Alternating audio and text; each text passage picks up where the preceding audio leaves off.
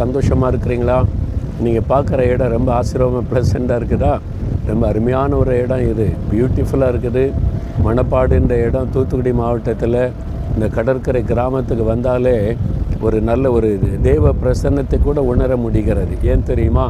இந்த கிராமத்தில் நிறைய ஜெபிக்கிற மக்கள் இருக்கிறாங்க. ஆண்டவரை நேசித்து இயேசுவை தொழுது கொள்கிற மக்கள் இருக்கிறாங்க.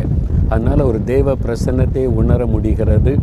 இன்றைக்கு கூட ஆண்டவர் உங்களை பார்த்து சொல்லுகிற ஒரு அற்புதமான வார்த்தை, அதாவது உங்களை பார்த்து உங்களை சுற்றிலும் இருக்கிற மக்கள் சொல்லுகிற ஒரு வார்த்தை எப்படி இருக்கணும் தெரியுமா? நீ செய்கிற காரியங்களை எல்லாவற்றிலும் தேவன் உன்னுடனே இருக்கிறார். ஆபிரகாம் என்ற ஒரு மனிதர் தேவனுக்கு கீழ்ப்படிந்து விசுவாசித்து பற்றி கொண்டார். ஆண்டவர் சொல்கிறதெல்லாம் செய்தார். ஆண்டவர் என் கூடவே இருக்கிறார் என்ற ஒரு அனுபவத்தோடு வாழ்ந்தார். ஆண்டவர் இறங்கி வந்து ஆபிரகாமோடு பேசுவாராம்.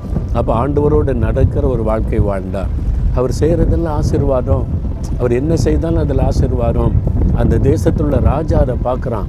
யாருடா இந்த மனுஷன், இவர் செய்கிறதெல்லாம் ஆசீர்வாதமாக இருக்குது, அப்போ இவர் சாதாரண ஒரு மனிதன் அல்லன்னு சொல்லி தேசத்தின் ராஜாவே சொல்கிறான், நீ செய்கிறதெல்லாம் உன் தேவன் ஆசீர்வதிக்கிறார், அப்போ அவரும் கூட இருக்கிறார் என்பதாக.